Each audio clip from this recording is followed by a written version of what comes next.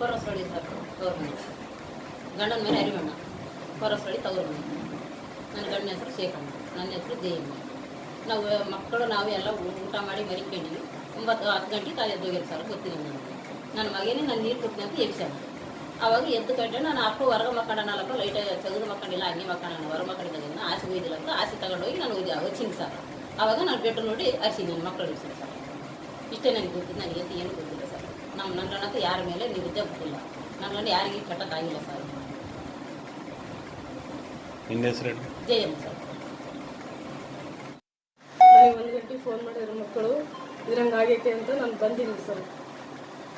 ಇದು ಏನಾಗೈತೆ ಗೊತ್ತಿಲ್ಲ. ನನಗೆ 3 ಮಕ್ಕಳು ಅದಾರ.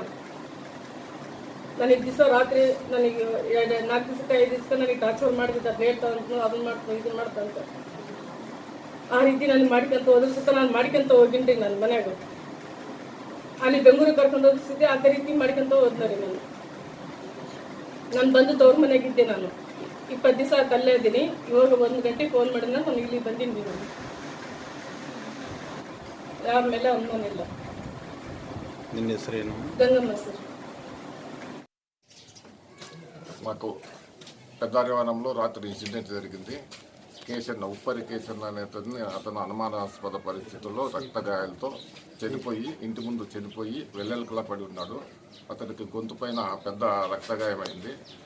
తర్వాత దాంతోపాటు ఒక చిన్న రక్తగాయం, ఒక పెద్ద రక్తగాయం ఉంది. తర్వాత దాని కింద మెడ కింద అంతా పూల్ ఆఫ్ బ్లడ్ అనేది ఉంది. ఆ పూల్ ఆఫ్ బ్లడ్ అనేది కింద అతను బండల మీద పండుకున్నాడు. బండల సొందలో నీటి కిందకి కూడా కారిపోయింది. తర్వాత ఇది రక్తం చిట్లినట్లు కూడా ఉంది. తర్వాత ఎవరు అనుమానాస్పద పరిస్థితుల్లో చనిపోయినాడు. కానీ అతను పేదవాళ్ళు కాబట్టి బెంగళూరుకి పని చేసుకునేదానికి పోతుంటాడు. బెంగళూరులో సిమెంట్ పని అంటే బేల్దార్ పని చేసేవాళ్ళు. ఈ మొత్తం ఫ్యామిలీ అంతా కూడా పోయింది. ఎప్పుడు ఒక 2 నెలల ముందు పోయింది. ఒక 10 రోజుల క్రితం మాత్రమే వాళ్ళు ఇక్కడికి వచ్చినారు. బట్ అతను భార్య పైన చిన్న భార్యను బాగా అనుమానిస్తుండేవాడంట. ఆయన క్యారెక్టర్ ఎవరితో మాట్లాడినా కూడా ఆయన క్యారెక్టర్ని అనుమానించేవాడు. దాని గురించి వాళ్ళ మధ్య గొడవలు కూడా జరిగినాయి. అక్కడ కర్ణాటకలో చిన్న భార్య కంప్లైంట్ ఇచ్చింది. కంప్లైంట్ ఇస్తుంటే పోలీసు వాళ్ళు పిలిపించి రాజమార్గం చేసి వాళ్ళు ఫిర్యాదు తీసుకున్నారు. రాజమార్గం చేసి ఒప్పంద పత్రం రాయించినారు. ఆ పత్రం కూడా మన దగ్గర ఉంది. ఇంకా తర్వాత కేసు డాష్ కార్డు పిలిపిస్తున్నాము. డాష్ కార్డు వస్తుంది ఇప్పుడు. తర్వాత ఫింగర్ ప్రింట్స్ వాళ్ళు క్లూస్ టీమ్ కూడా వస్తుంది. తర్వాత అన్ని యాంగిల్లో కూడా మేము విచారించి తర్వాత అతనికి చనిపోయిన అతనికి ఎలాంటి రాజకీయ అనుబంధము లేదనమాట. వాళ్ళ భార్యను విచారించినాము. ఎలాంటి రాజకీయ అనుబంధం లేదు. గ్రామస్తులు కూడా విచారించినాము. ఇది పొలిటికల్ కాదు, స్టే మర్డర్. నా పేరు సోమన్న, ఆదోని డిఎస్పీ. నిన్నటి రాత్రి అర్ధరాత్రి సమయంలో పెద్దారివానం గ్రామంలో ఉప్పరి శేఖన్న అనే అతను చనిపోయి ఉన్నాడని చెప్పి మాకు సమాచారం వచ్చింది.